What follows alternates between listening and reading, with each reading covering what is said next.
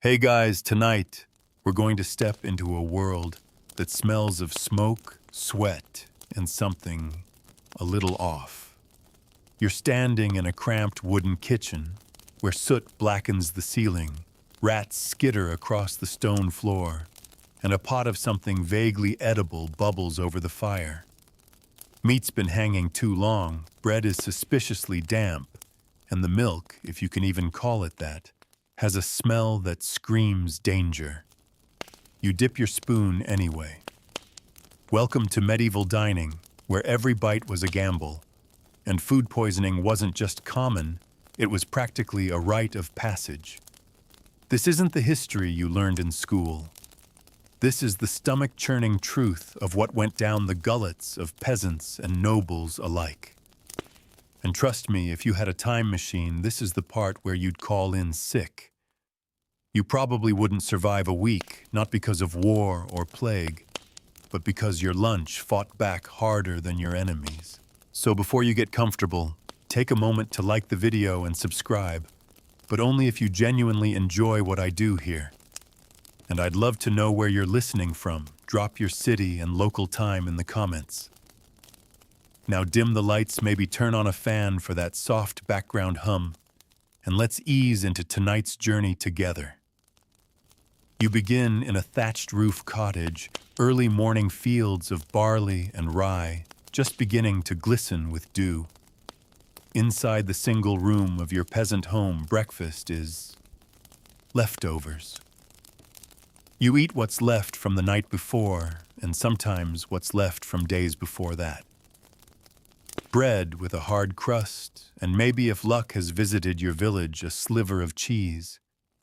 But what you don't know is that the cheese is already growing its own personality thanks to the bacteria inside it. That sour smell, that's not seasoning.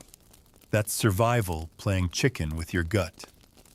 The food isn't stored in a fridge because there is no fridge.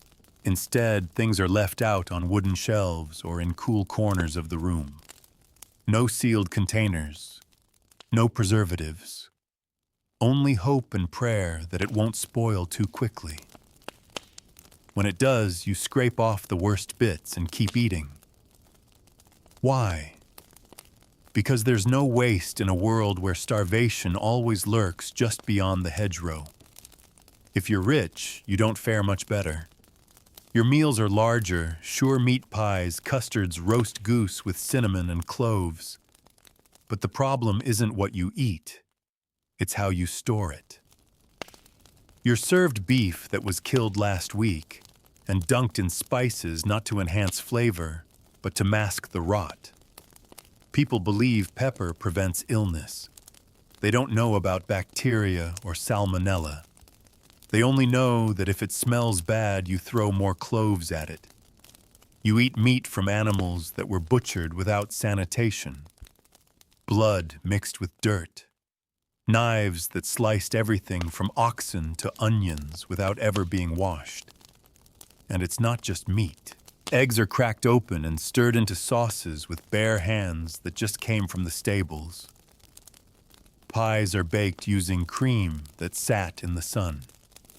It's not a meal, it's a microbiological minefield. Then there's the ale. Everyone drinks ale, even children. Water is too risky, full of filth and waste and worse.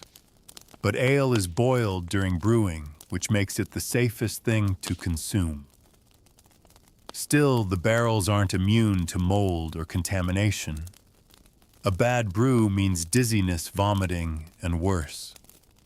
But people drink it anyway, because in a world where thirst is constant and clean water is mythical, a warm cup of weak beer is salvation. By midday, you might feel it. A rumble in your belly that wasn't there before. You think maybe I ate too fast. Maybe it was the turnip soup. Maybe it was the fish pie that smelled a bit gamey. But it's too late. You're sweating. Your mouth tastes like metal, and your stomach is staging a rebellion. You find a bucket, or a ditch, or just bend over in the fields. It all comes out fast, violent, sometimes bloody. You're poisoned, but there's no word for it yet. They call it flux or putrid fever. No one knows what caused it. Some say it's bad air. Others blame demons. A few whisper it's punishment for sin, but mostly it's just accepted. Part of life. A day spent vomiting is a day like any other. You survive or you don't. Doctors. They aren't much help.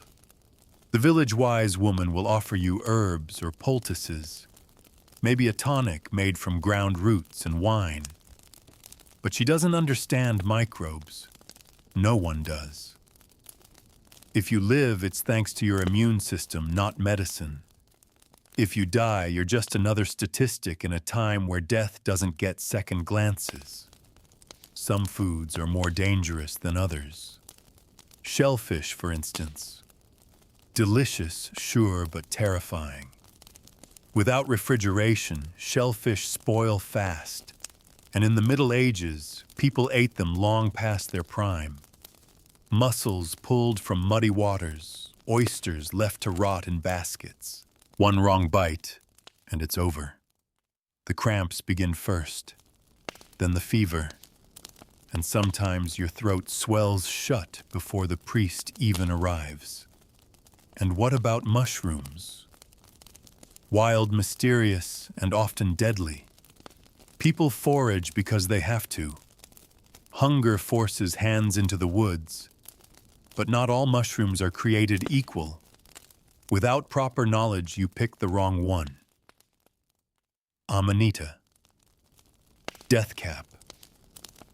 You fry it, eat it, and within hours your organs begin to shut down. You sweat, shake, hallucinate. Maybe even think the Virgin Mary is coming for you. But really it's just poison curling its fingers around your insides. The irony, people keep eating the same things, over and over. Not because they don't learn, but because there's nothing else. If you're poor, you don't have choices. You eat what's available no matter how questionable. You scrape the mold off bread, drink, sour milk, stew, meat that smells like death, and pray for a miracle. In castles, the illusion of luxury hides the same danger. The court's physicians claim noble blood wards off illness. They prescribe gold powder and unicorn horn to cure stomach ailments, ridiculous remedies that do nothing. Nobles die just as easily as beggars, their bowels betrayed by boar meat or a custard gone bad. And then there's Lent. 40 days of no meat, no dairy. Fish becomes the meal of choice, but again, there's no ice. Salted fish keeps longer, but if it isn't dried correctly, it breeds Clostridium. It looks fine, smells fine, but it's deadly. One Lenten dinner too many, and your fast becomes your funeral. There are no food safety laws, no hygiene standards. Kitchens are filthy, full of soot bugs and droppings. And yet people carry on, because what choice do they have, so you poor traveler of time would likely not last. Your modern gut babied by refrigeration and expiration dates wouldn't stand a chance. The first time you tuck into a spoiled pottage or nibble a suspect tart, your body would revolt. Violently, fatally even. And as the sun sets on your first medieval day, your stomach still twisted in pain, you finally understand something. The Middle Ages weren't just dark. They were dangerous in ways you never imagined. But this is only the beginning. You wake the next morning on a straw-stuffed mattress stomach, hollowed by the battle it waged the night before. Your mouth is dry, but not because you're thirsty, though you are. It's because you spent the night purging everything inside you. And now you're lying in a room that smells like smoke, sweat, and sickness. Your limbs ache not from work in the fields or the forge, but from hours spent curled around your own misery. There's no concept of rest day here. Whether you're a peasant, a blacksmith, a serving maid, or the daughter of a minor noble life, doesn't wait for your food poisoning to pass. You're expected to get up to work to eat again. Yes, eat. Because even if food is dangerous, starvation is certain death. So you stagger to the table, or the floor, or the edge of the hearth, and look down at what you're served. Pottage again.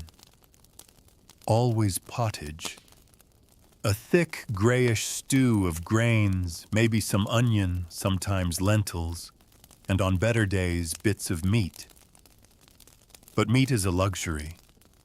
You probably won't see it unless someone's goat died unexpectedly, and even then, it'll already be halfway to rancid by the time it lands in your bowl. Still, it's warm, filling. You eat. You try not to think about what you're swallowing. You try to ignore the bitter tang the way the meat crumbles too easily, the film that coats your tongue. You tell yourself this time it'll be different, that yesterday was a fluke, that maybe your body just needed to adjust. But food poisoning isn't always so dramatic. It doesn't always announce itself with agony and sweat. Sometimes it's quiet. You feel sluggish, dizzy. You can't hold a tool straight, or your mind wanders when it should be sharp. Your stool turns pale or green. You vomit quietly and get back to work. Because symptoms don't always scream. Sometimes they whisper, and those whispers can go on for weeks. In monasteries, things are cleaner. In theory. Monks follow rituals of cleanliness, washing hands before meals, scrubbing the refectory floors, storing food in stone cellars. But even here, sickness seeps through. Rats nest in corners. Insects find the cracks. Milk spoils overnight. Bread baked in large communal ovens is sometimes left to sit too long, developing mold that grows not just on the surface, but deep inside. And that mold isn't just unsavory, it can be lethal.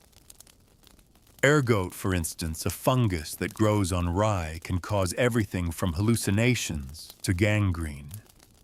Entire villages were known to fall under its spell, with people dancing, screaming, writhing, convinced they were being attacked by invisible forces. They weren't.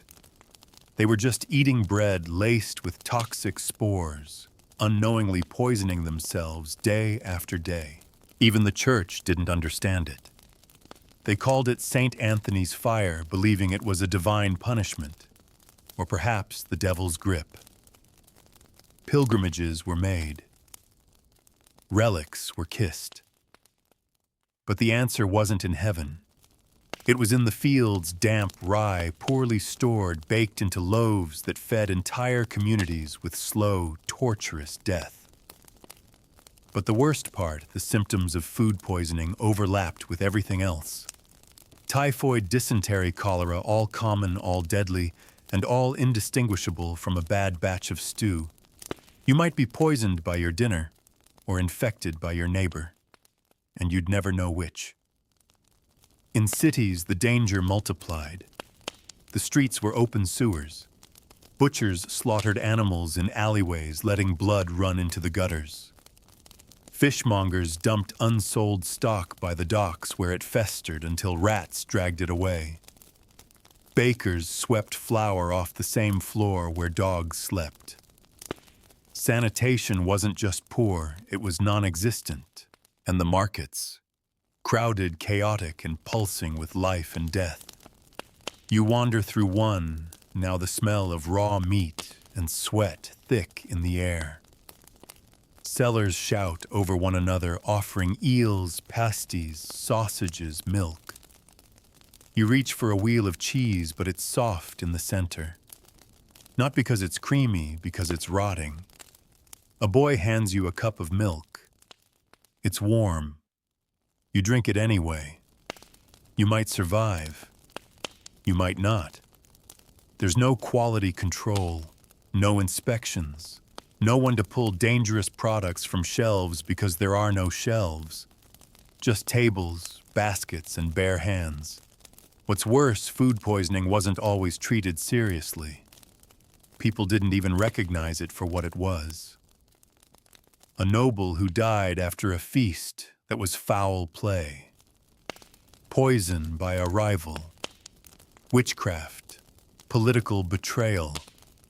A peasant who died after eating spoiled meat. That was the will of God. A punishment. A curse. There were no forensics. No understanding of germs. Death was as common as dirt and just as poorly examined. And so myths bloomed. Some foods were said to balance the humors. Others were hot or cold in nature and needed to be paired carefully. Wine with fish dangerous. Melons in winter fatal. But none of these beliefs addressed the actual killers: E. coli, salmonella, listeria, invisible, unpronounceable, and completely unknown. In large households, cooks often tasted food before serving it, not to be polite, but to avoid blame. If the Lord died from his meal, someone's head was on the chopping block. So the cook sampled everything. And if he survived, the meal was safe enough. Probably. Unless it took a few hours to kick in which case too late. Some households kept animals like pigs and dogs close, not just for food or company, but as early warning systems. You'd throw scraps to the animals first. If they got sick, you didn't eat it. If they lived, maybe you would too. It wasn't science. It was instinct and desperation. And yet somehow humanity kept going. Children were born and raised in this soup of sickness. Some grew hardy. Some died young. But life didn't stop. It couldn't. You learned to live with the fear that your next bite might be your last. So you continue your day, stomach still, tender hands, raw from work, nose catching every foul scent in the breeze. You hear someone coughing in the next room, wet, hacking, persistent. Was it the rabbit stew they shared with you, or something else you'll never know? Because knowledge in the Middle Ages was scarce, and food poisoning. It was part of the background noise of life, always there, always ready. And you, modern traveler, are only beginning to understand just how dangerous dinner really was. By now, your body has adjusted or surrendered. The cramping has dulled to a low simmer, and you've accepted that food will never be safe again. You start to understand what it meant to live in a time when every bite was a wager, not a matter of taste or preference, but survival, and the odds rarely in your favor. You walk past the bakery this morning, drawn in by the warm yeast scent. It's comforting at first, familiar. But then you spot something that turns your stomach, a sack of flour open to the air, crawling with weevils. You're not the only one who notices. A woman scoops the flour with practiced hands, weevils and all, and dumps it into a wooden bowl. No one flinches. No one complains. Because they don't see pests. They see protein. Insects, mold, even rat droppings. These aren't ideal, but they're expected. Bread is rarely pure. It's stretched with sawdust, with ash, with ground peas and beans. Anything to bulk it up, make it last longer, feed more mouths. No one asks where the ingredients came from. They're just grateful for the dough in their hands, even if it's gray and sour and speckled with things that twitch. You're handed a loaf. You chew slowly, eyes scanning for movement. You think of home clean counters, sealed packages, expiration dates. That life is gone. Here, your food is alive in more ways than one. The baker smiles with broken teeth and explains proudly that he uses sourdough starters passed down from his grandfather. It's true, but that starter has also absorbed every bit of bacteria from centuries of unwashed bowls and shared hands. It's less heirloom and more petri dish. Still, it keeps the bread rising. You thank him anyway. Mid-morning comes, and with it a summons to the manor house. A feast is being prepared. You follow a winding dirt path to the Lord's kitchen, expecting opulence. And yes, there is meat. A boar carcass, partly skinned, hangs from a rusty hook. Chickens lie on the table heads, still attached, blood pooling beneath them. A servant uses the same knife to gut fish and slice fruit. Flies hover thick as fog. Here you learn a harsh truth: food poisoning didn't discriminate. It didn't care if you were a peasant or a noble. In fact, it might have struck the wealthy harder. All because they ate riskier food. Rich meats, creamy sauces, exotic spices masking rot. The poor might subsist on barley and beans, but the elite dined on danger. A roast goose stuffed with apples and herbs may sound divine, but it's also a breeding ground. Left to sit while the rest of the feast is prepared, it festers quietly. The kitchen is hot, the air thick, and nothing is refrigerated.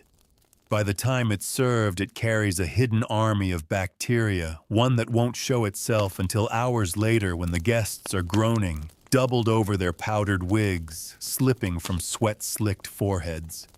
You help stir a pot of sauce wine, cream-crushed garlic, and herbs. It smells wonderful. But the cream was soured days ago, and the cook added a pinch of nutmeg to mask the taste. That nutmeg won't save you. As you plate the meal, the steward tastes the wine and frowns. It's turned, but no one throws it out. It's sweetened with honey poured into silver goblets and served with pride. Waste not, want not. Even when the waste wants to kill you. Later that day, you join the servants for their portion. What's left of the feast is dished out. Meat scraped from bone sauces, congealed, and cold bread torn by hand and passed around. You eat with your fingers, as everyone does, licking them clean between bites. No one washes before or after. Germs pass hand to mouth to gut, and no one thinks twice. You notice a boy, young, maybe 10, sitting in the corner, pale and sweating. He's not moving much. His lips are cracked, his hands trembling. You ask gently if he's all right. He shrugs. Ate too fast, he says. But you know better. He's been poisoned. Maybe by that egg custard. Maybe by the undercooked pigeon. Maybe by the simple act of being hungry in the wrong century. Tomorrow he might recover, or he might not wake up.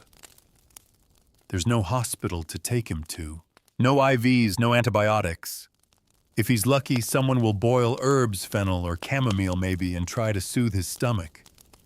If he's unlucky, he'll be buried by sundown and someone else will take his place at the table. And this wasn't rare. This was life. Food poisoning in the Middle Ages didn't come with a formal diagnosis.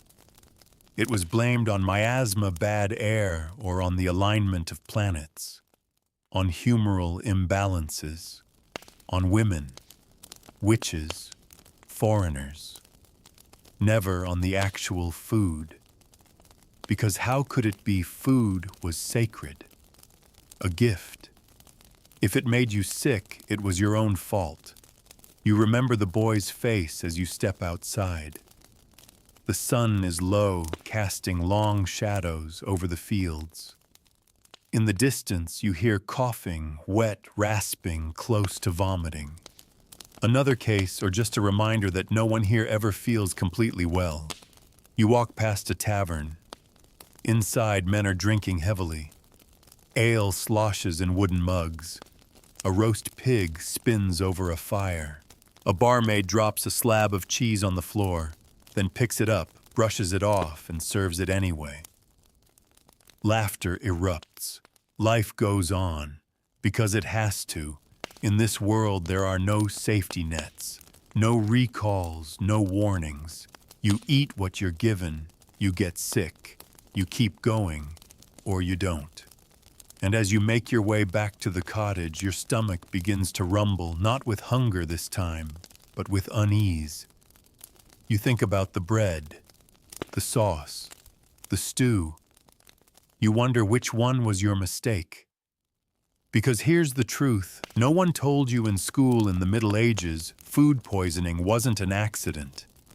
It was a constant presence, a quiet killer, a daily companion. And tonight, it might be yours. Night settles in again, thick and cold, wrapping around the village like a wool cloak soaked in smoke and damp. You lie down on your straw mattress, curled beneath a scratchy wool blanket. But there's no comfort, only the deep gnawing in your gut that hasn't gone away since yesterday. You're not sure if it's hunger the stew or something darker coiling inside you. You hope sleep will help. It doesn't. You wake before dawn with cramps, sharp, pulsing, unforgiving. Your body twists as if it's trying to turn itself inside out. You stumble outside into the night, where the outhouse is little more than a hole in the earth, and even that is shared. You try to be quiet, but the sounds escaping your body are not dignified. And when it's over, you stay there for a long time, leaning against the cold stone wall, breath catching, wondering if this is how people die. And the worst part?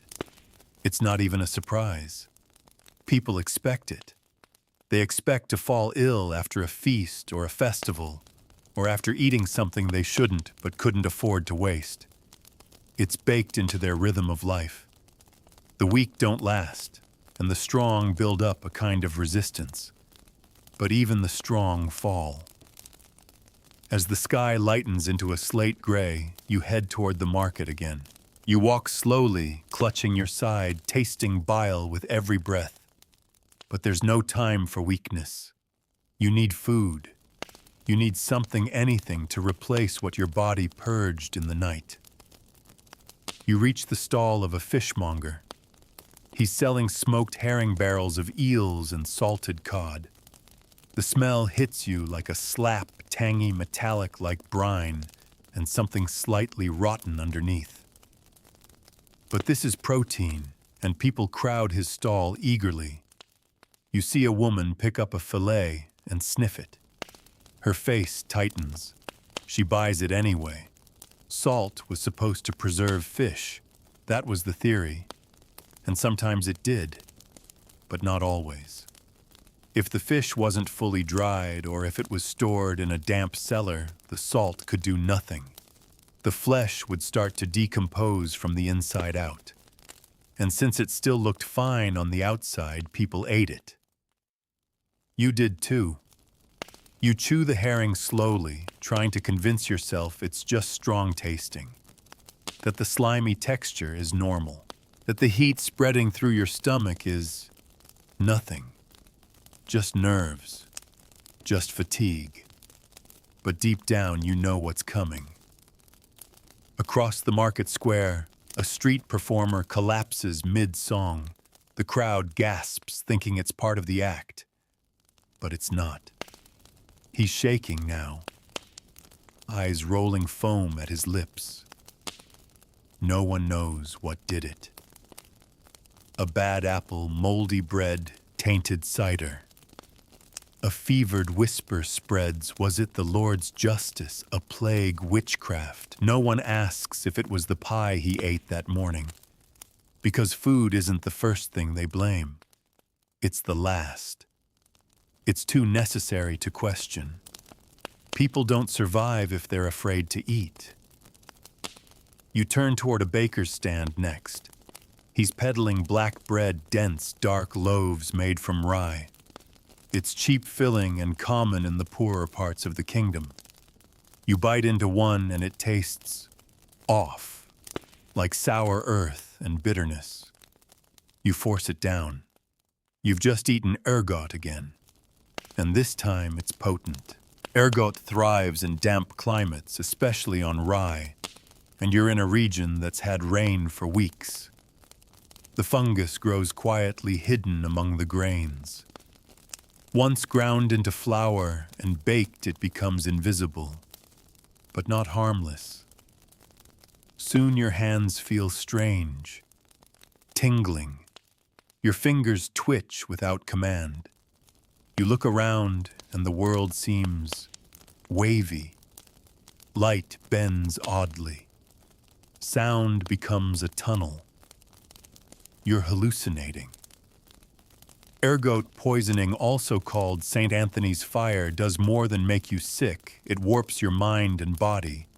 In small doses, it brings nausea and vertigo. In larger doses, it causes convulsions, burning limbs, and gangrene. You stumble into an alley, heart pounding, and collapse, and no one helps you. Because this is not uncommon. People twitch, convulse, even scream in the night. They see demons and saints. They claw at their skin. They wander into rivers. Some are locked away. Others are burned for witchcraft. Few ever recover. You lie there for what feels like hours. Someone finally lifts you up, a merchant's apprentice maybe, and splashes water on your face. It's warm metallic. Not clean, but you gulp it anyway. You vomit almost immediately. When your mind returns, you're in a shadowed room behind a tavern. A bucket beside you. A thin blanket across your chest. The boy who helped you says nothing. He just sits nearby, tossing breadcrumbs to a dog. The silence is thick with the understanding that this happens often. He offers you a drink, thin, bitter ale. It helps settle your stomach. Barely. The room smells like mildew and bodies and faintly of lavender. Someone tried to make it smell pleasant. It didn't work. He finally speaks. You shouldn't eat rye bread right now. Too much damp. Last year, half the village saw angels, or devils. Depends who you ask. You nod, unsure if you've seen either. Just pain. That and a sky that seemed to breathe when you stared too long. You whisper, "What else is safe?" He shrugs. Nothing. But sometimes the lentils aren't too bad. You laugh. It hurts. That night you stay in the back room. A kind of unspoken mercy. You're not the only one there. Another man wheezes in the corner. A girl moans in her sleep. Someone died here last week, you're told. They moved the body out before dinner. And still everyone eats. Because food poisoning isn't a surprise. It's a routine. Like toothaches. Like cold fingers in winter. Like fleas in your blanket. It's part of the landscape of life. An everyday killer you learn to tiptoe around but never escape. You close your eyes and try to sleep, uncertain if your body will heal or surrender. The warmth in your belly has become a slow burn, your pulse uneven, your skin cold.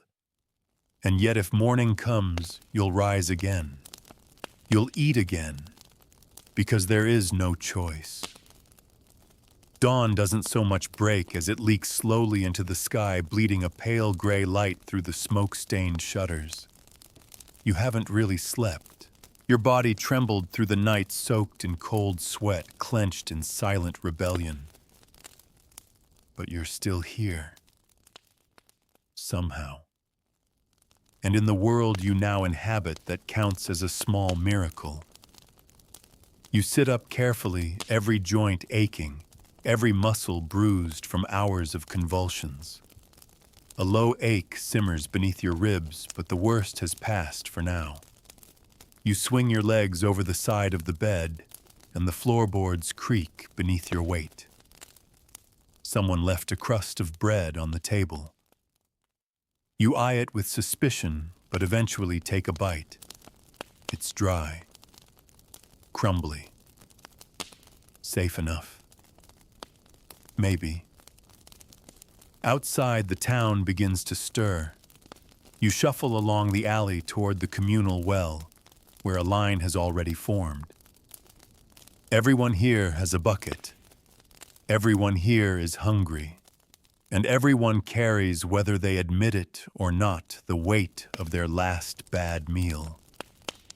A woman nearby complains of a fever. Her breath smells sour, and her lips are cracked. She says she had eggs yesterday raw, in a spiced sauce her mother used to make. No one told her eggs could kill. No one knew. But you do. Eggs, when fresh, are little bombs. In warm weather, they spoil within hours. In the absence of refrigeration, they're stored in baskets, pantries, or cellars, but never cold enough. Inside them, salmonella multiplies quietly.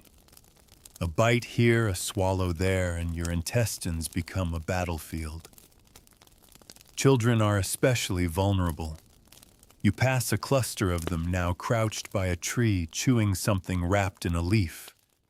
One girl grins at you, her front teeth missing, offering a taste.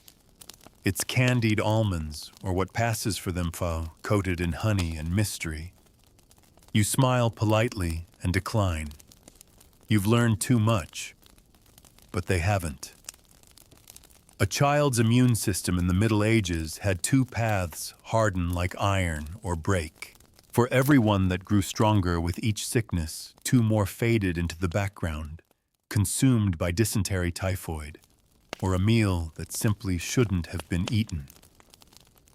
You watch the children run barefoot and wild, and you wonder how many of them will still be here next month.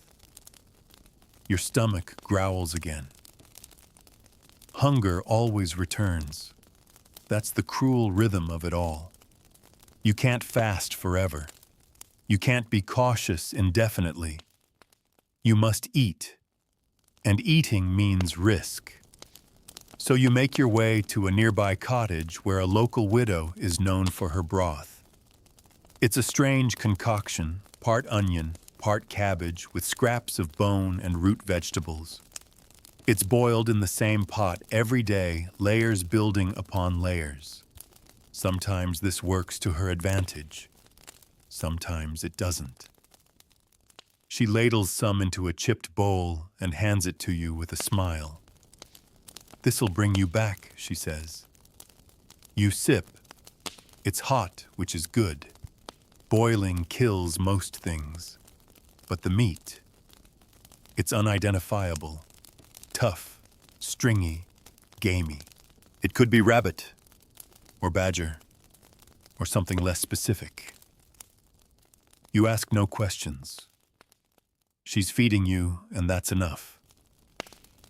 But you remember hearing about another bowl last week that left 2 people bedridden. Rumors say the widow used spoiled goose. Others say the pot was tainted. In truth, it doesn't matter. The past is gone. What matters now is whether your bowl will betray you. Your fingers tremble slightly as you eat your gut, anticipating pain before it arrives. You thank her anyway. Later, you visit the home of a wealthier merchant.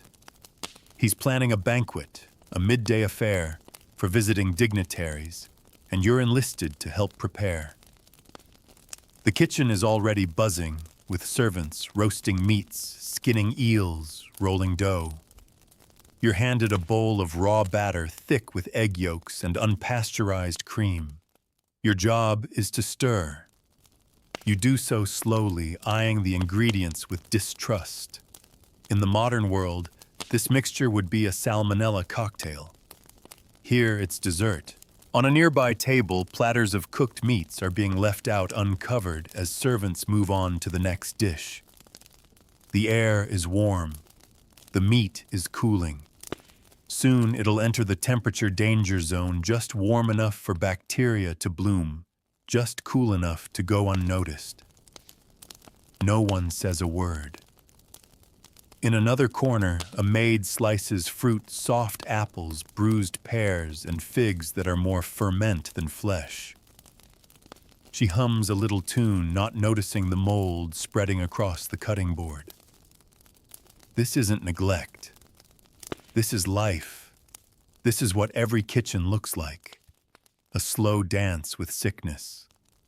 You help serve the meal-placing trays before guests dressed in silks and velvets, powdered and perfumed. They toast to health and wealth. They raise goblets of wine that may or may not have been watered down with contaminated well water. You try not to think about it. Later, as the guests leave and the plates are scraped clean, you notice something: the smell, a sourness in the air. The kitchens are no longer warm, they're stifling. The food remnants glisten under a film of grease. You know that in just a few hours, this room will be ripe with bacterial bloom. But the cycle will begin again tomorrow. Clean the surfaces if they're lucky. Reuse the pans. Boil the stew pot.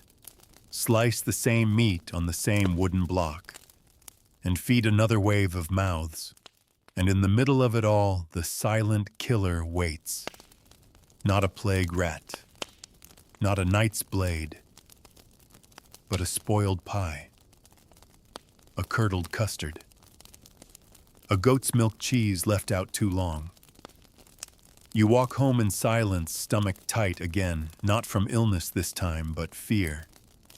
You've begun to realize just how little control anyone has over their fate here. They live at the mercy of their food, and food does not show mercy. As the stars begin to rise and the night air chills your skin, you remember what someone told you that first morning: you eat what you have. You pray it doesn't kill you. You're praying now. The stars above flicker like candlelight in a drafty chapel, dim and indifferent to the churn in your belly. You sit near the hearth legs folded beneath you, watching a log split and collapse into embers. The room glows with heat and shadow, the kind of quiet that invites reflection. But peace is hard to find when every meal you've eaten in the past week could be the one that turns fatal. A bowl of lentils sits untouched on the table. Someone prepared it earlier: no meat, no butter, just water, salt, and legumes. Simple, supposedly safe. But you've learned the hard way that nothing is truly safe here. Even lentils, those humble, sturdy seeds, carry their own threats. Improperly cooked, they can cause nausea, bloating, or worse. And in a world where cooking fires are inconsistent and pots are rarely scrubbed clean, even safe food becomes suspect. You sniff it. Smells fine. You dip a finger in. Tastes bland. But you hesitate because bland doesn't mean benign. Still, you eat because you must. As the night deepens, conversation in the cottage turns to stories. Someone recalls a wedding from last autumn, how the feast left half the guests sick by morning. It wasn't the roast venison or the pear tarts, they say. It was the spiced milk, clove and cinnamon served warm from a copper pot. It curdled during the speeches. No one noticed until the cramps started. One man chuckles. Old Jacob said he saw the Archangel Michael hovering above the privy before he fainted. Thought he was being taken to heaven. Turns out he just passed out from dehydration. Laughter follows, but it's the kind that masks unease. They're all laughing because they've all been there. Everyone has a story. Everyone has that one meal they wish they could uneat. You slip outside to clear your head. The village is still, save for the occasional cry of an animal or the creak of a shutter. You pass a small chapel. A candle flickers within. A woman kneels at the altar praying. You listen. She's asking for her husband to survive the night. He had eel stew, she says, with garlic and onions. It's what he asked for. It's what she made. And now he's sweating through the mattress, whispering to ghosts. You keep walking. Down the road, you come to a small hut belonging to the town's healer. Not a doctor, those were rare, expensive, and often deadly in their own right, but a wise woman. She brews teas and poultices, talks to plants, knows what to pick and when. You find her hovering over a clay pot of herbs. She doesn't look up when you arrive. You've been poisoned, she says, as if diagnosing a fever. You nod. It's not even a question anymore. She hands you a bitter brew, marshmallow root and mint, maybe some meadowsweet, and you sip. It's sharp, green, alive in your mouth. It may help, or not, but it's something. She tells you about the season's dangers. The rains have encouraged mold in the grain. The last barley harvest was poorly dried. Even the goats are sick from the pasture grass. She shrugs. It's just the time for it. No panic. No outrage. Just fact. You ask her what she does when she gets ill. Lay down. Drink what I can, sweat it out. And if it doesn't pass, she looks at you, eyes like dry bark. Then I die. The simplicity of it crushes you. In your world, people sue restaurants for undercooked chicken. Here people just fade, quietly, with dignity if they're lucky. She offers you a pouch of dried herbs, tells you to steep them in warm water before bed. It'll help with the ache. You thank her more for the gesture than the promise. As you return to the cottage, your thoughts spiral. You try to remember everything you've eaten, every dish, every bite, every risk. You feel betrayed by your instincts, by the habits that once kept you safe. Trusting scent, trusting taste. None of that works here. Everything lies. Even fruit nature's simplest food isn't safe. Apples left on carts for too long ferment in their own skins. Pears rot from the inside out. Berries harbor mold. People have died from nothing more than a plum that looked too ripe. And don't even mention mushrooms. Entire villages have suffered from a shared basket of harmless forest fungi. Some cause hallucinations, others diarrhea. The worst, silence. The ones that destroy your liver or kidneys slowly, painlessly, until it's too late. By the time you notice, death is already inside you. You lie down again, body heavy with exhaustion and fear. The herbs help. Your breath steadies. Your stomach stops complaining. But your mind doesn't. You begin to understand how food wasn't just nourishment in the Middle Ages, it was mystery, magic. It could save you or kill you, sometimes both at once. It was a tool, a threat, a prayer. You remember a tale you heard once of a queen who fed her rivals poisoned honey cakes. The cakes were sweet, golden, fragrant, and deadly. The story was always framed as political intrigue. But now you wonder, did she even need to poison them, or did she just serve food that was already a weapon? You stare at the wooden ceiling, counting the knots, listening to the soft breaths of the others around you. You think of the woman in the chapel, the man in the bed, the children with their sweet almonds. And you wonder for just a moment whether surviving another day is worth the fear of the next meal. But morning always comes. And when it does, you'll eat again. Because you must. Because that's how they lived. You wake to the sound of a rooster crying into the damp morning fog, your joints stiff, your breath sour, and your stomach quiet. For once, no cramps, no nausea, no trembling, just silence. It's not peace, it's a truce, a fragile agreement between your body and whatever barely digestible thing you last ate. You sit up, careful not to move too quickly, as though you might shatter the delicate balance that's settled in your gut. Outside, the village is already alive. Smoke curls from chimneys. Iron clangs in the forge. Children yell from across muddy lanes. You smell bread baking and the sharp bite of pickled cabbage wafting through the air. Hunger stirs. Fear follows. You know now it's not just about avoiding bad food. It's about navigating a labyrinth of invisible hazards. Each meal is a riddle. Each ingredient a gamble. Today's meal is a safe one barley gruel. You've been told it's gentle on the stomach, filling even. But as you approach the hearth and see the pot bubbling with a thick, gluey consistency, your confidence falters. The barley's been soaking overnight in a wooden pail. No lid, no covering. Just water and time.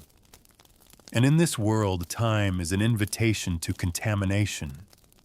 You peer in. Small bubbles rise to the surface. A faint sour smell clings to the steam. Is it fermented? Spoiled? Are those black specks just ash from the fire or something crawling? No one else questions it. They ladle bowls and eat quickly without thought. Hunger outweighs hesitation. You take your portion and blow gently on the surface, stalling. Then you take the plunge. The taste is earthy, slightly bitter, but it stays down. You breathe. Someone asks if you're helping with the harvest today. The weather's holding no rain, and that means more people in the fields, fewer around the fire, and food left to sit longer than it should. You nod, forcing a smile. Your stomach may have survived the gruel, but the day's not done. Not even close. By midday, you're sweaty and sore from gathering wheat. You're handed a small cloth bundle, a meal prepared early that morning and left in a bag for hours. You open it slowly, cold meat pie. The crust is pale and crumbly. The filling is grayish and soft. There's a smell. Not foul exactly, but not fresh. You take the smallest bite. The texture is off. The flavor's metallic. You chew slowly, calculating. Is it better to eat and risk the consequences, or to go hungry and risk collapse? This is the central question of every medieval day. You eat half. Enough to keep going, not enough to tempt fate. A woman nearby isn't as cautious. She devours her portion pork with spiced apples, you're told, and within the hour she's doubled over. Pale, shaking, shivering despite the heat. Someone fans her. Another whispers that pork turns bad faster than beef, especially in summer, especially when stewed. You help carry her to the shade of a tree. She groans, eyes shut tight. Someone offers a sip of cider. It doesn't help. She vomits violently, and for a moment everything stops, but only for a moment. Then people return to the field, because work must go on, because food poisoning is not a crisis, it's routine, an expected hazard of daily life like splinters or sore muscles. She'll live or she won't. You keep harvesting, At sunset, you return to the village. Your reward is another meal onion stew with crusty bread. You're told the onions are from last season's harvest, dried and stored in straw. Some have sprouted. Some have softened. Most have mold. They were sliced anyway. The bread, too, is tough. Baked this morning from flour that had a hint of mildew, but baked hard enough to hide it. You chew, you swallow, you wait. Later, you overhear talk of a festival planned for the weekend, a feast day honoring a local saint. Everyone is excited. There will be pastries and meat ale and pudding. Someone jokes that the pudding alone could kill a bishop. Everyone laughs. But it's not far from the truth. Puddings, those dense boiled mixtures of grain fat and fruit, are a staple of celebration. But they're also a perfect incubator. If any of the ingredients are spoiled, and they often are, the pudding will carry it all like a Trojan horse. People eat it because it's sweet, because it's rare, because it means joy, but sometimes joy arrives with a stomachache and a fever. And you can't help but remember the story of last year's feast, when 2 children died after eating undercooked mutton. No one was punished. No one was blamed. It was seen as fate. Their mother still lights a candle for them every week. You walk past her cottage on your way home. The window is cracked open. You hear quiet singing inside. A lullaby. There are no more children in the house. You lie down again on your straw mat blanket, pulled to your chin, the day's aches settling into your bones. Your stomach has survived another cycle. No pain, no fever, a blessing. But your mind won't rest. You think of the pig pie, the barley, the pudding to come. You think of the many ways food can turn on you suddenly, silently, without warning. In your own time, you once read about Clostridium botulinum, a bacteria that thrives in warm, airtight spaces like stews and sealed pastries. Deadly even in small amounts. It's likely existed for centuries. Here no one knows its name. But its work is visible in stiffened limbs, paralyzed lungs, sudden death. They call it curse. They call it plague. They call it the devil's hunger. You call it terrifying. And yet tomorrow you'll eat again. You always do. Because to refuse food is to die slowly, and to accept it is to risk dying faster. That is the impossible balance of medieval life. By the time the sun slices through the misty haze and floods your little corner of the world with gold, you've already been awake for an hour. Sleep was shallow, restless.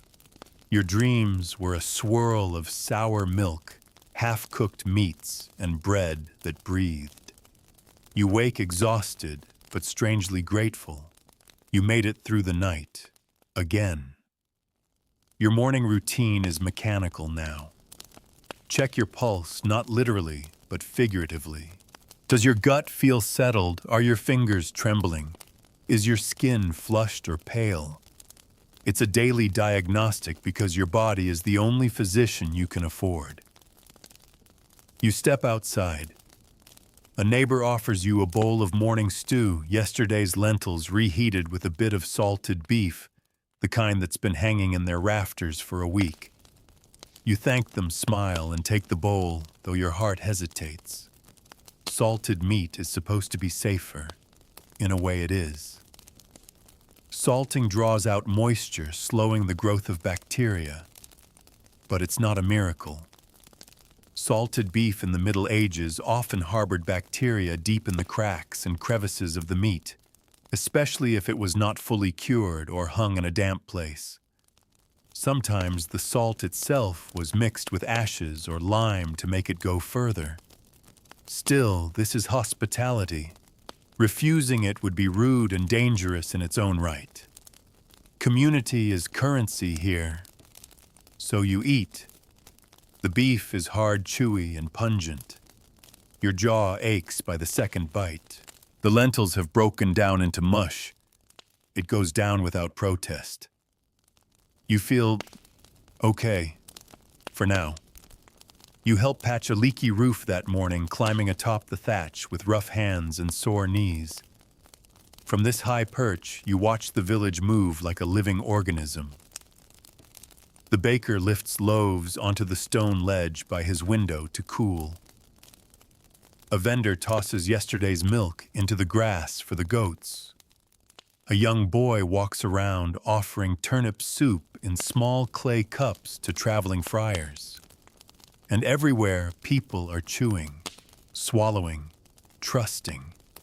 You can't help but marvel at it. How do they do it? How do they eat without fear? How do they swallow so much danger and keep moving? Then it strikes you they don't lack fear.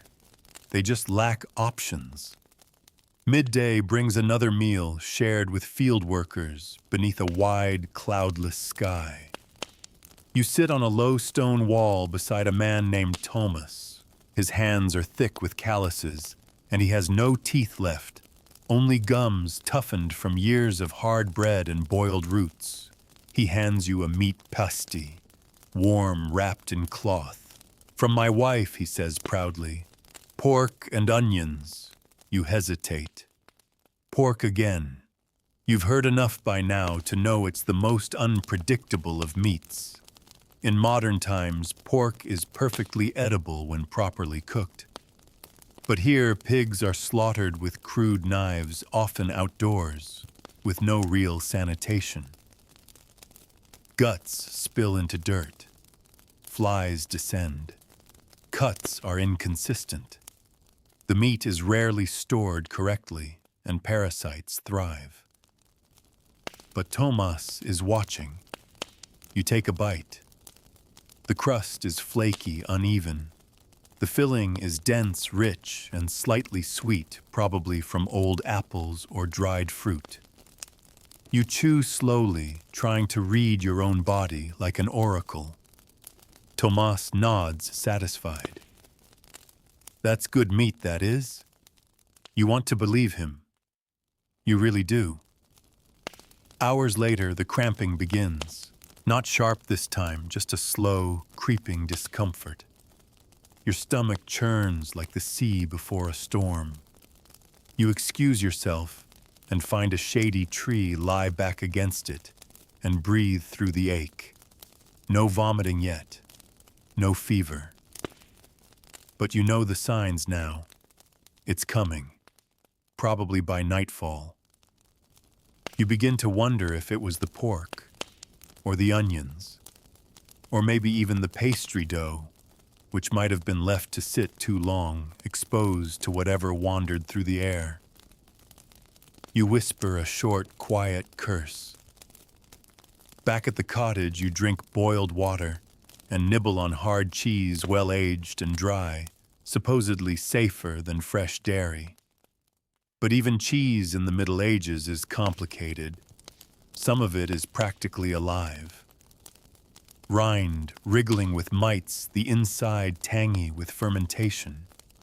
You've heard of cheeses that burn the tongue, that taste like ammonia, that are passed down from one wheel to the next, like sourdough. Living, breathing monsters of nutrition and nausea.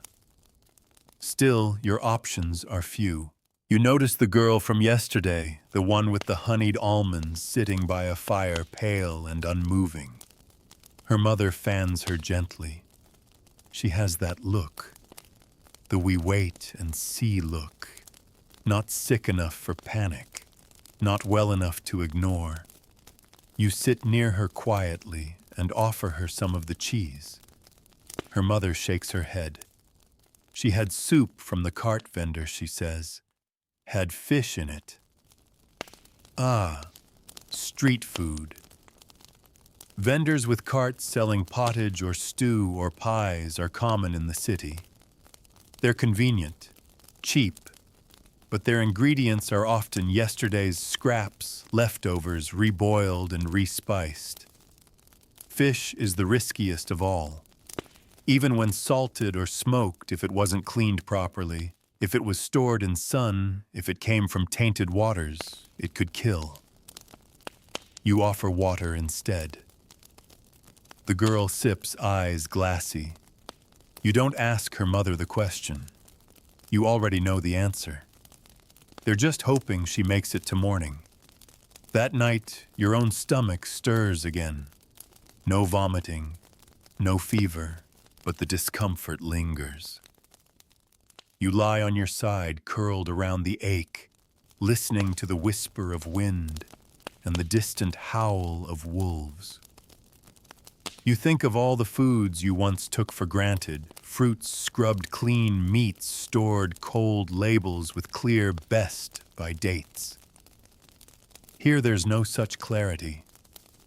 There's only chance, and chance is cruel. You think about how food is sacred, how every culture builds rituals around it. But in this time, in this place, food is a god with a knife behind its back. It feeds you, and it might destroy you. You close your eyes not in peace but in resignation, because tomorrow you'll be hungry again, and the gamble will begin anew. Morning doesn't greet you, it ambushes you. The sun rises behind a blanket of haze, casting a pale yellow over the muddied village. Your eyes open to the same cold air, the same raw blanket, the same pit in your stomach. It's not hunger this time, it's dread, a slow-turning wheel of unease. The pork pasty from yesterday is still with you, coiled in your gut, like something plotting revenge. But it's harvest day. Again. And in the Middle Ages, the fields don't care about your digestion. So you stand steady yourself and lace your boots with shaking fingers. There's bread on the table, stale crust like stone. You dip it in weak ale to soften it, chew carefully, and hope. As you walk to the fields, you pass a man hunched over a barrel, retching. His friends laugh. Too much cider, one says.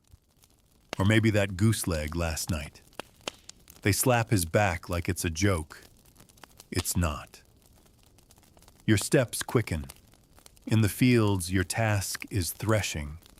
Repetitive, brutal. Under the noon sun, your clothes soak through. Someone offers a hand pie mutton and leaks. You shake your head. Not today. You find shade under a tree and sip from a water skin instead. The water is from the communal well. Boiled first, they say. Maybe. Hopefully. You've stopped asking. A girl sits beside you, teeth blackened, her fingers stained with juice. She offers you a plum. Its overripe, squishy skin splitting. You want to say no. But she's kind. You take it. Bite. The sweetness is overwhelming, almost fermented. Your tongue tingles slightly. You wonder if the plum was dropped, if it sat on the ground, if flies got to it. You swallow. Behind the tree, someone else is coughing. Deep chesty. A man leans against the bark, spitting into the soil. You catch a glimpse of blood. Not your problem. Not food poisoning. Probably. You keep eating the plum. Later you pass a pig being butchered. It's hung upside down, blood draining into a wooden bowl. The air stinks of iron and innards. Flies gather in clouds. The butcher's apron is smeared with days of old blood. He wipes his knife on his sleeve and moves to the next carcass. This is normal. This is meat preparation. There are no gloves, no cleaning. The same knife is used for slicing, gutting, even spreading lard. The meat will be sold tomorrow, maybe today, flanked with sprigs of rosemary to mask the smell. You remember the widow's stew, the one with the bones and the gamey broth. You shiver. By evening, you're exhausted and hollow. Your belly is quiet but tense as if waiting. The communal meal is thin gruel again, millet, maybe oats with traces of milk and herbs. You sit on the floor with the others. Someone plays a lute. A child sings softly. You try to enjoy it. The normalcy, the peace. But then a boy next to you vomits. Suddenly. Violently. Everyone scrambles away. He groans, falls to his side. A woman lifts his head, calls for water. Someone fetches it. You stay frozen bowl still in hand. You look down at your meal. It's the same as his. The room fills with whispers. Maybe it was his lunch. Maybe he didn't wash. Maybe his stomach is weaker. Or maybe the milk was too old. Maybe the herbs weren't herbs at all. There's no answer. There never is. That night, as the boy moans from a nearby cot, you stare at the rafters above your head. Sleep won't come. You count each heartbeat like a drum roll. Waiting. Still waiting. No pain. Yet. You think about spices. The rich use them lavishly, not for flavor, but for defense. Cinnamon, clove, nutmeg, precious imports. They believed spice warded off decay, disease, even demons. Spices were so valuable they could buy land titles, lives. You don't have spices. You have gruel and guesswork and fear. Your body aches with anticipation, muscles clenched for a sickness that might not arrive. You wonder how people survived this. Not the poisonings, the waiting, the constant guessing. The way every bite is a question with no clear answer. You think of the baker's daughter who died after eating honey-soaked dates last winter, or the mason who collapsed after sipping spoiled wine, or the twins who shared a moldy cheese and never woke up. You think of all the meals that could have been your last and still might be, and yet you'll eat again tomorrow, because you must, because you're still alive. And in the Middle Ages, that's all anyone can ask for. The next morning arrives not with fanfare, but with fog. A thick mist creeps across the village like a ghost clinging to rooftops and curling into doorways. You breathe it in damp and earthy as you step outside. The sky is a blank sheet. The world feels hushed. Even the birds seem to know today is not a day to sing. Your body is strangely still. No pain, no fever, no revolt in the belly. You feel almost human again. It doesn't mean you're safe. You've learned that by now. Food poisoning doesn't always strike instantly. It can bide its time, creeping up hours or even days after the damage is done. Still, you're thankful. For a moment, your body feels like yours. You take your first meal quietly. A small hunk of cheese, hard and sharp, alongside half a loaf of black bread. The bread is heavy, dense with rye. You hesitate, memories of ergot haunt you, but you chew anyway. It's slightly sour and the crust tastes faintly of mold, but you finish it. Hunger always wins. Across the room, someone is arguing. A man shouts that his wife has fallen ill after the feast. He suspects poison, intentional. His neighbor disagrees it was just bad meat. Again, they bicker. Someone mutters that the pie was off. Someone else blames the sauce. The priest says it was likely God's will. Everyone has a theory. No one has certainty. You head to the river, later part of a group fetching water and washing clothes. The river is fast today, swollen from upstream rains. It looks clean, it's not. People fill buckets and jugs with it, wash produce in it, clean cooking pots with it. But upstream animals wade in, people dump waste in. It's all the same water. Clear doesn't mean pure.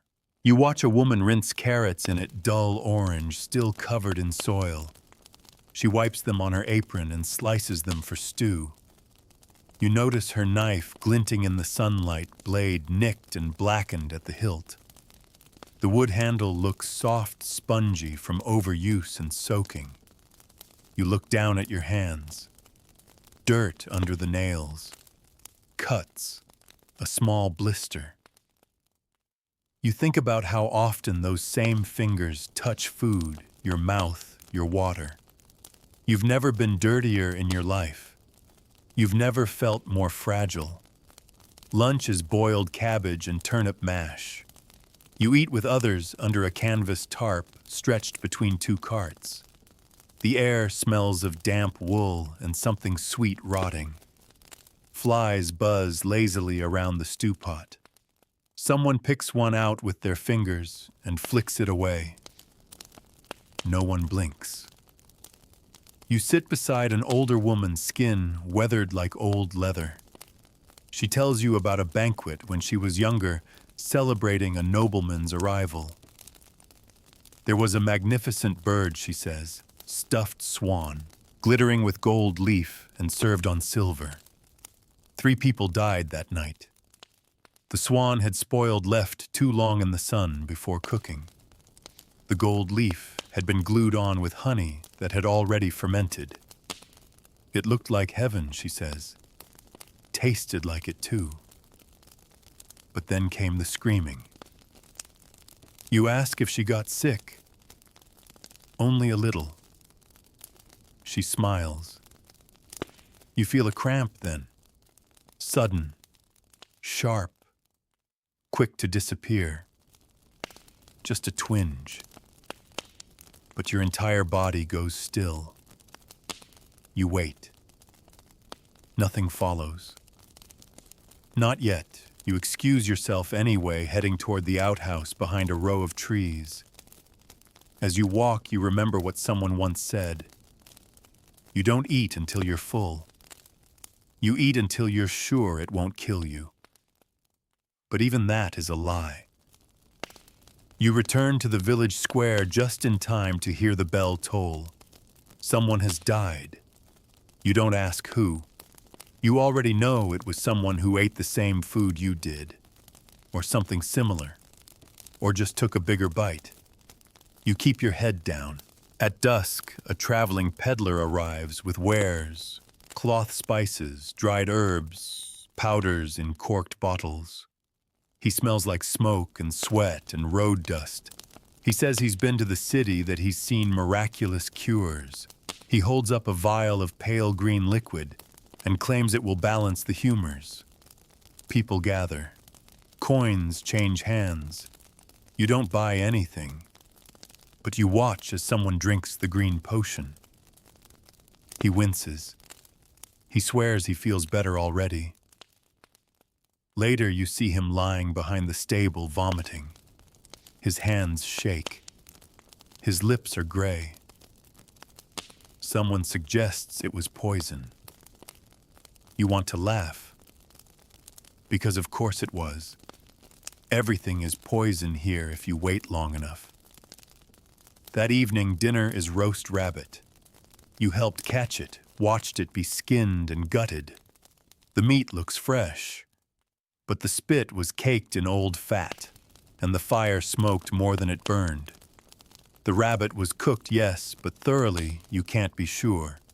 You eat anyway. The fat drips down your chin, and you chew slowly. It's delicious. Genuinely smoky and tender. You finish every bite, and for a moment you feel satisfied, almost joyful. Then the familiar chill returns, a sinking feeling in your chest, a knot in your gut that isn't quite pain, but isn't peace either. You lie down under the stars, body tight with anticipation. You trace the constellations with your eyes, ones you barely recognize anymore, and listen to the sounds of others stirring in their sleep.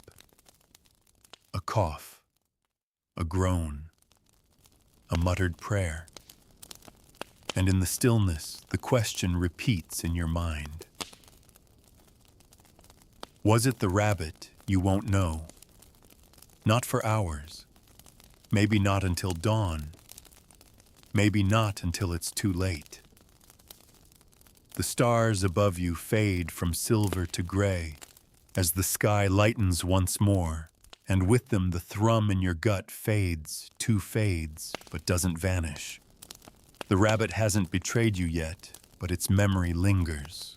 You lie on your side, arms curled protectively around your stomach, listening to the crackle of early fires and the shuffle of boots across wet earth. Somewhere nearby, someone retches. You freeze. It's not you this time, but it easily could have been. You sit up slowly, bones creaking, mouth dry.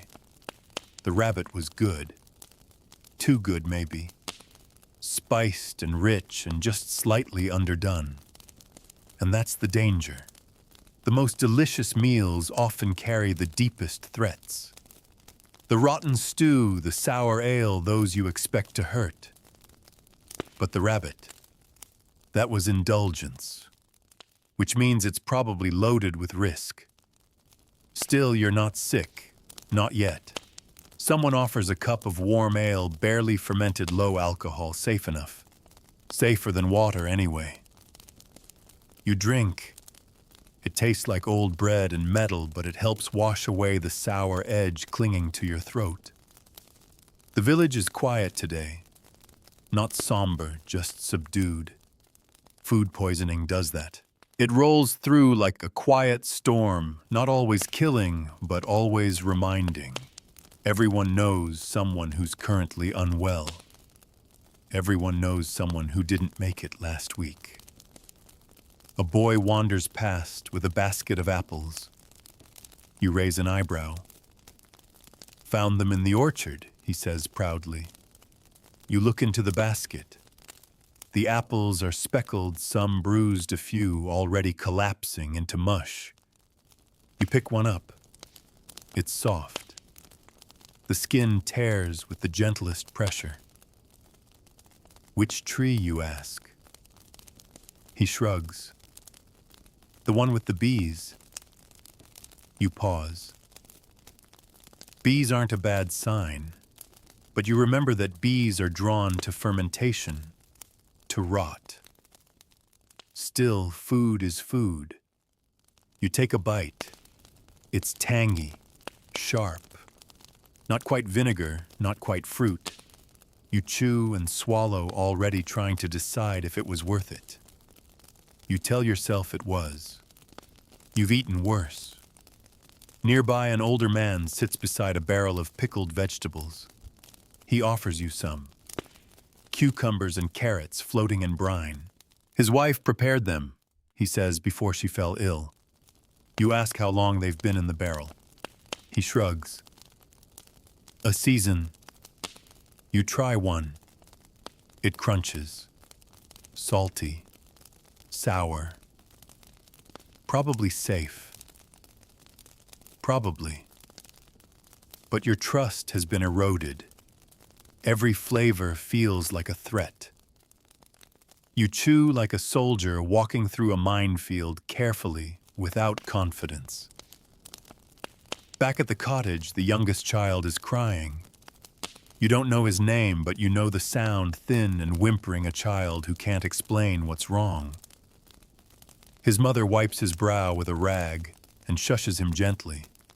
She tells someone he hasn't eaten much, just a piece of cheese and some leftover pottage. Your stomach tightens. You had that pottage 2 days ago. The room feels suddenly smaller, warmer. The smell of boiled onions and sweat mixes with something acidic. You stand unsure if it's from empathy or your own rising nausea. But you're fine, at least for now. Later, you help prepare bread in the communal oven. The flour is dark dense with ground beans and old rye. It's stretched with whatever's available. Wheat is too rare. The dough sticks to your hands like wet clay, and the woman beside you grumbles about how slow the yeast is today. It's the weather, she says. Everything's damp, makes the bread lazy. You watch her knead the dough with hands she hasn't washed. She scratches her scalp, rubs her nose, then presses her palms deep into the mixture. You say nothing. This is how it's done. This is how it's always been. The loaves are placed in the oven. The fire isn't hot enough and some will come out underbaked. Some parts might be doughy, others scorched. No one will complain. You sit beside the oven as it burns low, watching the flames flicker. The scent of bread should be comforting. Instead, it's a countdown. In the afternoon, someone collapses in the street. She's not old, not frail, just unlucky. She was healthy yesterday. Today she lies sprawled in the mud, eyes glassy. Her husband says she had stew, same as always. You had stew yesterday too. Your heart skips. But she also had cream, fresh from the goat. And that's the likely culprit. Cream spoils fast, especially in this heat. If it sits too long, or if it wasn't boiled properly, it turns from luxury to poison in hours. They carry her to the healer's hut. You don't follow. Instead, you go for a walk. The woods smell like pine and damp moss. For a while, you breathe deeply. Here, far from ovens and fires and barrels and pottage, you feel something close to peace. You find a patch of wild berries, red, glossy, tempting. You pause. You've heard stories of whole families dying from berries they mistook for harmless, of foragers struck down by nightshade and wolfsbane. You touch one gently, but don't pick it. Not today. As you return, the village bell rings again. You don't ask. Dinner is late. When it comes, it's soup. Again. Always soup. Thin yellowish with floating bits of root vegetable and barley. A hair floats near the surface. You pluck it out. You eat. And as night falls, your stomach whispers, just a whisper, a flicker of unease. You wonder, is this the rabbit, the apple, the pickles, the soup? You lie down. You listen. You wait. Because in this life, food doesn't end with flavor. It ends with consequences. The wind howls through the cracks in the shutters like a warning, sharp and insistent. You're curled beneath your blanket, hands clenched over your belly. It's not pain this time, not exactly. It's tension. A slow, stretching unease. Like a rope pulled tight, waiting to snap. You count your breaths. In, out, in, out. Your stomach is still. Your heart less so. You've been playing this game for weeks now, maybe longer. Food is no longer a pleasure. It's no longer nourishment. It's a test. And every day you pass feels less like triumph and more like borrowed time. When dawn finally breaks, it's a dull, washed-out affair. The clouds hang low. Rain threatens. The kind of weather that makes everything soggier, moldier, slower to cook, and faster to spoil. You sit by the fire with a bowl of porridge, oats mostly, a splash of goat's milk, a spoonful of sour berry mash on top, blackberries picked the day before. They're already starting to collapse. One is furry with gray. You eat around it. The milk smells tangy. You stir faster, hoping the heat kills whatever's lurking inside. You tell yourself it's fine. You've had worse. And you have. Someone joins you. A young man. Traveler, maybe. His gaunt eyes shadowed.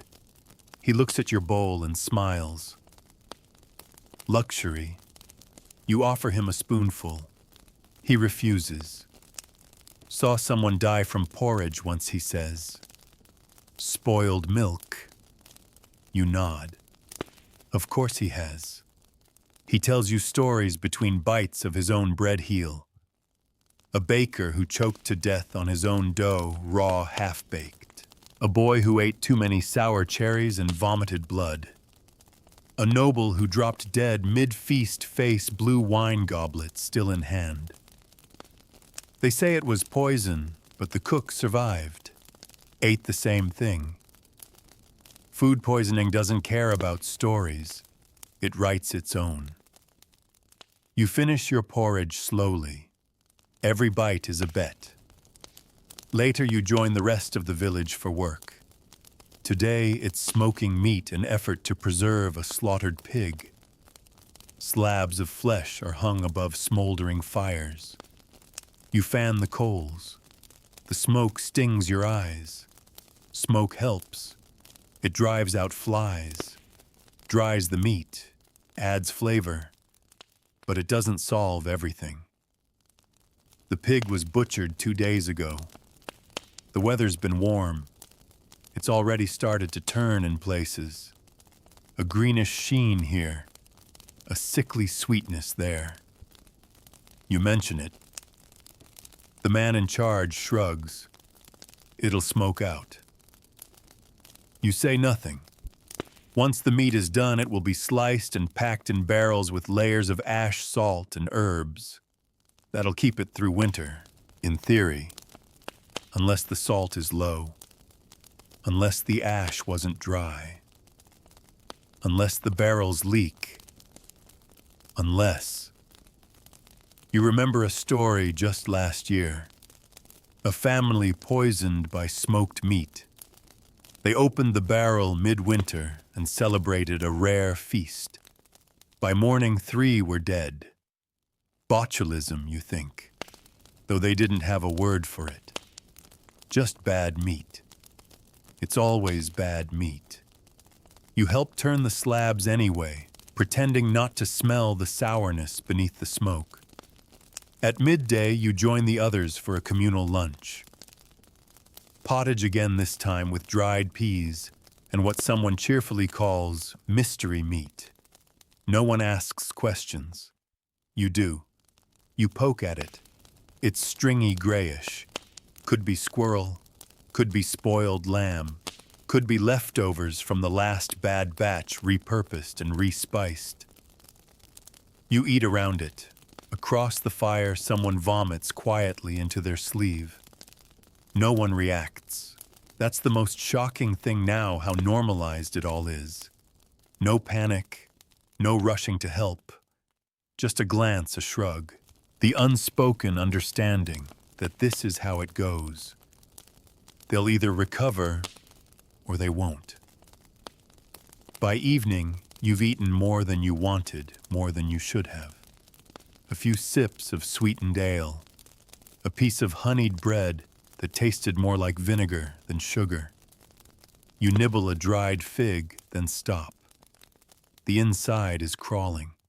Tiny white worms barely visible in the firelight. You spit quietly. No one notices. You wipe your mouth, drink water. Hope it was just one bite. That night, an old woman dies in her sleep. She hadn't been ill, hadn't complained, hadn't eaten anything out of the ordinary, just bread and soft cheese. But the cheese had sat too long. Blue veins turned green. The rind had gone slimy. No one threw it out. Why would they? In the Middle Ages, nothing is wasted, not even food that fights back. You lie in bed and think about expiration dates, about barcodes, about refrigerators humming softly in the corner of your modern kitchen. You used to throw out milk if it was one day past due. Now you drink it warm, sour, and yellowed and call it breakfast. This is the shift. This is what survival does. You don't avoid danger, you learn to live alongside it.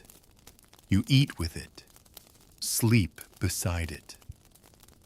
You stop asking, is this safe, and start asking, will this kill me quickly? And when the answer is no, you eat. You always eat, because the alternative is hunger, and hunger is worse, because hunger is certain. Your breath fogs in the morning air, each exhale a thin ghost dissolving into the gray. Rain came overnight, and with it the wet stink of sodden earth mold and burnt fat. Everything smells like decay. You wake curled against the cottage wall, your limbs stiff, your stomach strangely quiet, not empty, not settled, just waiting. You remember what you ate last, a piece of meat that might have once been goat, thick slices of barley bread, gone gray at the crust, and half a boiled egg that tasted metallic like old coins. You shouldn't have eaten the egg, but it was offered, and your hands had already reached for it before your mind caught up. That's the thing with food now. It's instinctive, mechanical. You don't always think before you chew. Hunger makes you reckless. Outside, the village is already awake. Smoke from a dozen hearths climbs into the low sky. Someone is baking. You smell yeast and ash. It should be comforting. It's not. You wander toward the baker's stall. The loaves look good, crusty, golden, dusted with flour. But you know the story behind them. The sacks of grain were damp this year. A slow rot set in weeks ago. Ergot again. Invisible. Silent. Possibly harmless. Possibly not. You hesitate. Then choose a smaller loaf. You bite. The bread is chewy, a little sour. You chew slowly, listening for the telltale buzz in your skull, the spark behind the eyes that sometimes comes first. Nothing. Yet. You walk through the market. It's market day, crowded loud. Carts wobble over the cobblestones. Chickens squawk. Children dart between legs. The food on display looks vibrant cheeses stacked high, glistening with oil. Bundles of herbs. Strings of dried fish. But you see what others don't or won't. The mold blooming at the base of the cheese. The flies nesting in the herb bundles. The fish eyes clouded over with the gray sheen of death delayed. You stop at a stall selling meat pies. A woman slices one open, revealing steaming chunks of flesh wrapped in thick gravy. The smell is rich, spiced, almost appetizing. You ask what's in it. She hesitates. Beef, she says, then quieter. Mostly. You walk away. Because mostly can mean anything. Horse, dog, rat. Meat is meat when you're desperate. And desperate is the only flavor that truly seasons this era. Later, you're invited to help prepare a meal at the manor house. A feast is planned to celebrate a local noble's safe return from a skirmish. That means duck pies, wine, dried fruits, an avalanche of ingredients, half of which should have been thrown out a week ago. You help skin the duck. It's been hanging in the cold, cellar cold by medieval standards, which is to say, not warm. The flesh is slimy. The skin peels too easily. Someone salts it aggressively. Another servant douses it in vinegar and thyme. You watch the transformation rot disguised as richness. You move on to pastry. The flour smells a little sour. The butter is yellowed and soft even though it should be cold. You mix roll press. There are no gloves, no clean surfaces. The eggshells are cracked with dirty thumbs. Bits of yolk slip into the dough and disappear, and you wonder which part of this is poison, the ingredients. The process, or just time itself, because everything in this kitchen is fighting time. You serve the meal that evening. Guests in velvet and furs take generous portions, laugh heartily, drink too much. You watch them with a strange sort of pity. They don't know. They think wealth protects them. But you've seen the rot beneath the gold. You carried the duck. You stirred the pastry. You smelled the spoiled milk used in the custard. You know what's coming. By nightfall, the manor is quiet, except for the vomiting. A servant doubles over behind the stable. A noblewoman collapses into her chair, eyes wide and confused. Someone yells for help. The priest starts praying. You slip away. Because you've learned not to linger when food turns against its maker. Back in the village, the fire is low. The cottage is quiet. You sit by the embers, sipping water that you boiled yourself. You won't eat again tonight. You don't trust anything. You think about the girl who ate berries last week. She thought they were safe. Her mother told her they were. She died within the day. You think about the boy who drank from the river. They buried him near the edge of the woods. His mother hasn't spoken since. You think about yourself, about how many times you've eaten something and waited, and waited, and waited. You wonder how many more meals you have left before your luck runs out. Because in this time it always does. No one survives the Middle Ages. Not really. They just delay the inevitable one bite at a time. You've stopped keeping count. Of the meals, the days, the times you ate and felt the tightening coil in your gut begin to turn.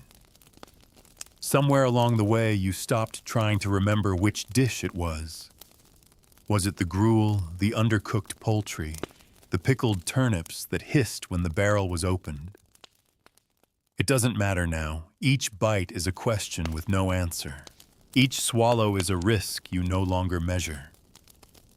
This morning, the village smells of damp earth and boiled leeks. The fire is struggling to stay lit, damp wood, coughing out more smoke than heat.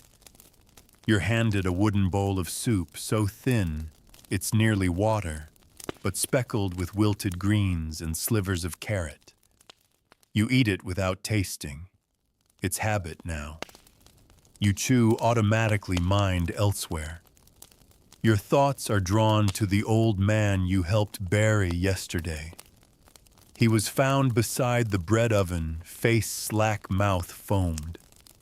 They said he must have eaten moldy rye, the kind that sparks madness. Someone else said it was the cider. Someone else blamed sin. No one blamed the food directly. Because in this world, food is never at fault. The blame always moves like the sickness itself from person to place to punishment. You've come to see how helpless people feel in the face of invisible threats. So they give them names, spirits, curses, witches. But it's just bacteria, just toxins, just food that betrayed its purpose. You walk to the stream with a bucket, passing a neighbor bent double over a basket of herbs. She's crying. You don't ask why. You know why. She cooked a stew for her sons.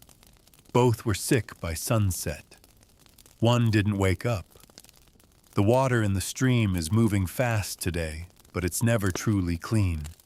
You dip the bucket, watch particles swirl, and wonder what you've just collected. You'll boil it, of course. That helps. Mostly. But what if the pot is dirty? What if the herbs you add are the wrong kind?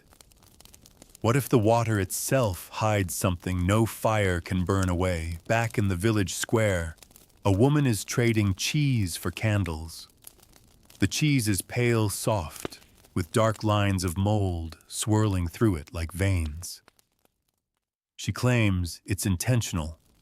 It's aged, she says proudly. You know better. You've seen cheese age properly, and this isn't it. This is curdled milk left to fester in cloth, pressed too late, salted too little. Still, the candles are handed over. The cheese disappears into a satchel. Someone will eat it tonight. And maybe live, maybe not. You help with the evening meal, lentils again, dried, tough little things that need hours to soften. But the fire is weak and the water won't quite boil.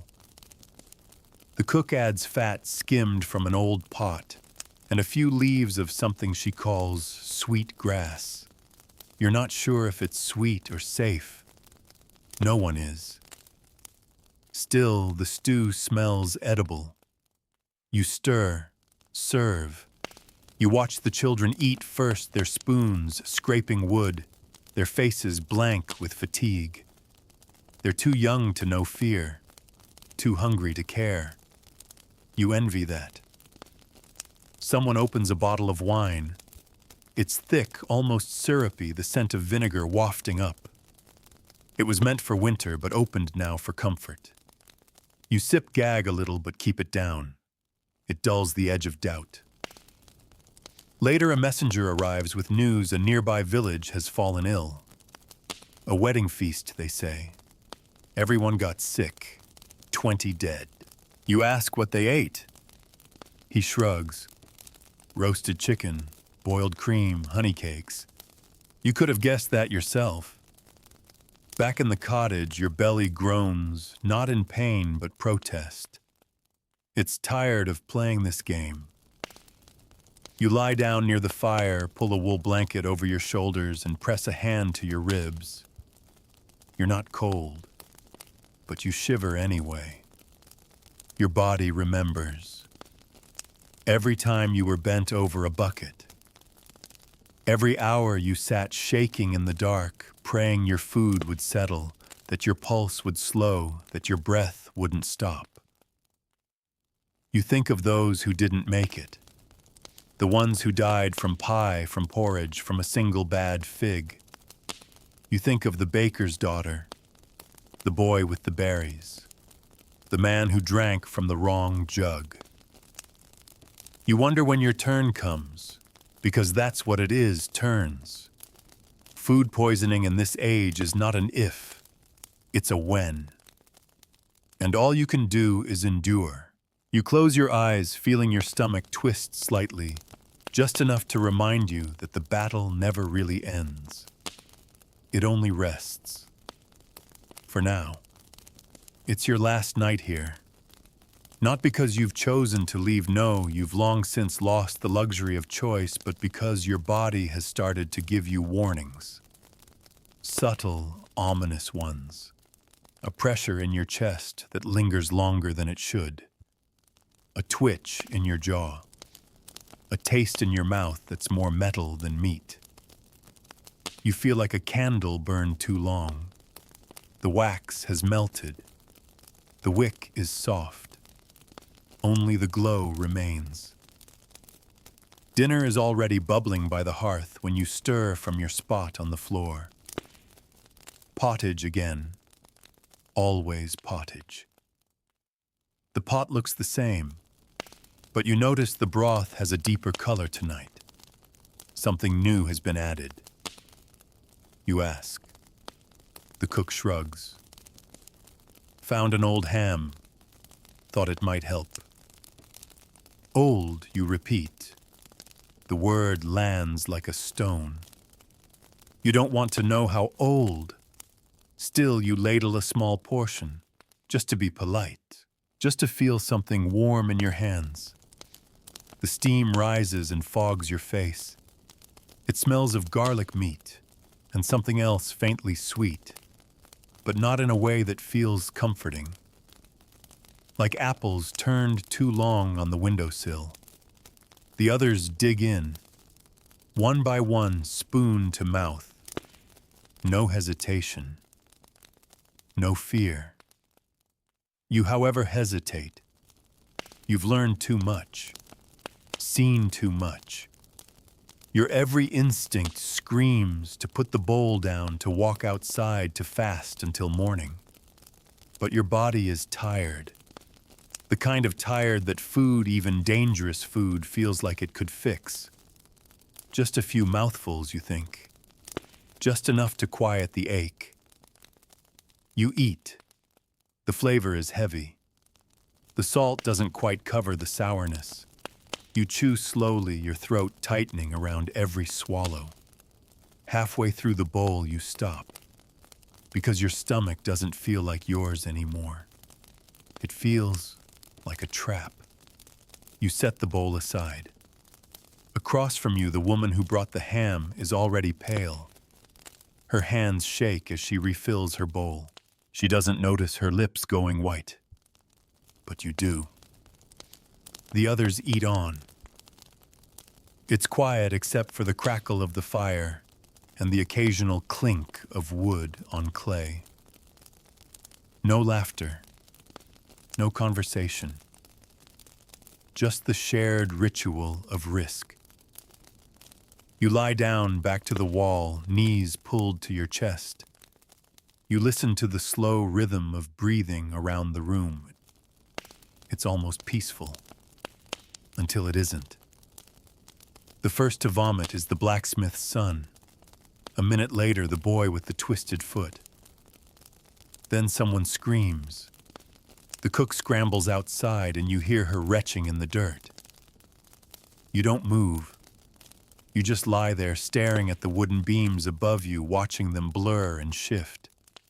You try to swallow. Your mouth is dry. Your limbs are buzzing. And you realize, this might be it. This might be the bite that ends your borrowed time. It doesn't come with drama. Just a spreading numbness. A wave of heat, then cold. Your belly clenches, releases. Your head swims. You close your eyes. You think of fruit that isn't bruised. Of meat that doesn't carry risk. Of clean water. Of ice clinking in a glass. You think of the modern world and wonder how you ever took it for granted. Because here in this world, food is never just food. It's fate. It's fire. It's the final decision you make 3 times a day. There are no restaurants, no health inspectors, no guarantees. There is only hunger and hope and the ever-looming silence that follows a single wrong mouthful. You don't know if you'll wake tomorrow. You only know that if you do, you'll eat again, because you must. Because in the Middle Ages, even poison becomes ordinary. Now let's slowly come back to the present, where your fridge hums softly and expiration dates are printed in bold black ink. Where ice cubes clink into glasses, and you don't have to sniff a stew and wonder whether it's fatal. Take a slow breath. You're not in a smoke-filled cottage. You're not hunched over a bowl of suspect meat praying your insides hold the line. You're safe, warm, surrounded by blankets and the familiar silence of your own room. Your food is stored in clean containers protected from rats and time. You don't eat because you're desperate, you eat because you choose to. You don't drink ale because water is poison, you drink it because you want a Friday night buzz. You don't wonder if your cheese is alive, you just toss it when it looks suspicious. And that's a miracle. So tonight, let your muscles soften. Let your mind release the dark spiral of old kitchens and silent killers.